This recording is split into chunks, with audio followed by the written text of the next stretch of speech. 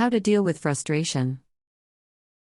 It is common for frustration to appear in our lives on a daily basis, since this emotion arises when we fail to meet our goals or do not obtain the desired results in an activity in which we put all our performance, in addition to the fact that we can often feel it more than once a day.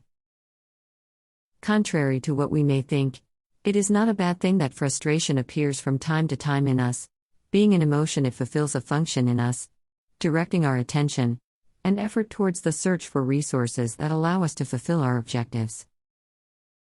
We present some recommendations to be able to have a greater tolerance towards frustration. Relax. Take a few minutes to perform a breathing exercise or guided meditation. This will help you control certain physical symptoms that you present as a result of frustration. Analyze. What obstacles or difficulties did not allow you to meet your goal or obtain the desired results? Define the problem. It is important that you define the situation or problem based on the facts, and not on assumptions or beliefs. Question whether what you think about the problem is really happening or not. Sometimes, we think that things happen by fate or punishment, but is this really the case?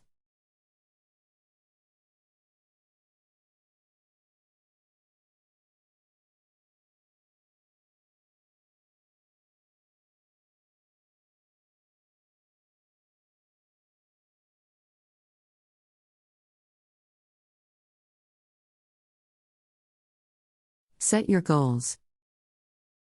These should be short-term. 1 month, medium-term, 6 months, or long-term. 1 year. In this way you can gradually meet each one, and not wait to achieve everything in one short time. It is important that you set yourself realistic goals, whether they are ambitious or not, and consider that in all cases some unforeseen events are likely to appear. Generate alternatives. Brainstorming will allow you to have a greater number of alternatives that you can use to resolve the situation. If we only have one, it will be difficult for us to solve it, because it may not be the right one. It is best to always have several options, so that we can choose the best one. Consider asking for help.